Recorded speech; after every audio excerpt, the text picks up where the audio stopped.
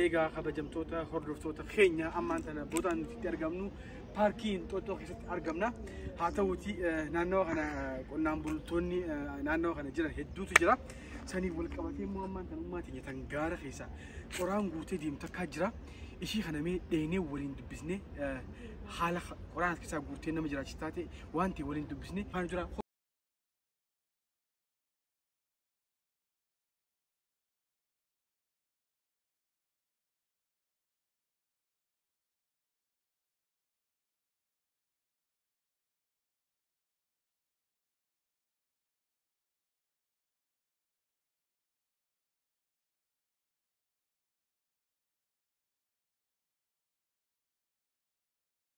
Umummaan ta'e jettee nama gargaaru nama ta'uun qofti gaadha. Nama rakkatee abbaa fidhaatu yeroo agartee gargaaruun dirqama ta'a. Sinta nama shaqawan. Ahun gabaya turun doktor gabaya minin yelen. Sinta naawun sinta bana. Sama samanya bil namisha. Saban. Samanya bil. Samanya bil sakira. Eena. Yalen.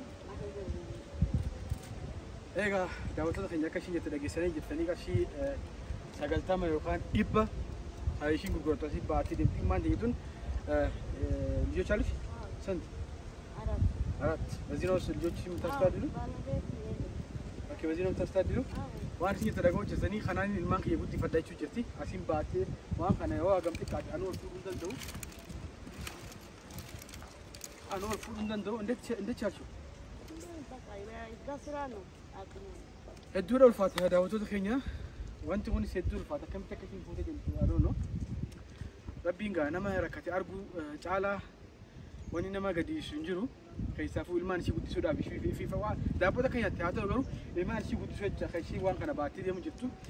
Nuti immoo ammaan tana ishiin qarshii 100 gurgurti yookaan 80 gurgurti.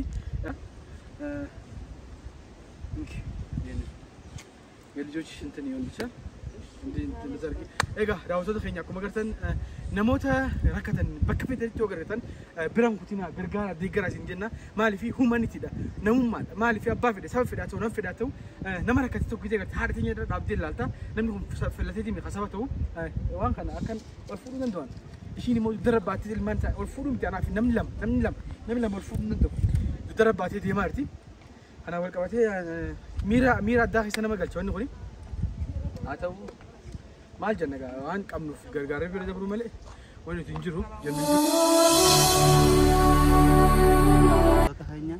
Haadha teenya tana nuti anillee afaan ishiin beeytullee hin beeku garuu agarree jennaanuma ni gargaarraa jennee itti gorree gargaarre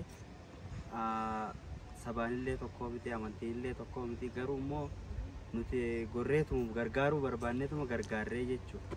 Saniifuu namni amma waan kana fuudhee qarshii 80tti gurguradha jee yoo jiraatu ta'e rakkoo dhabu jechuudha. Saniifuu nama keenya nama fedhee haa ta'u hundi keenya ilma namaati haa gargaarru nama keenya nama dhabaa keenya hunda haa gargaarru.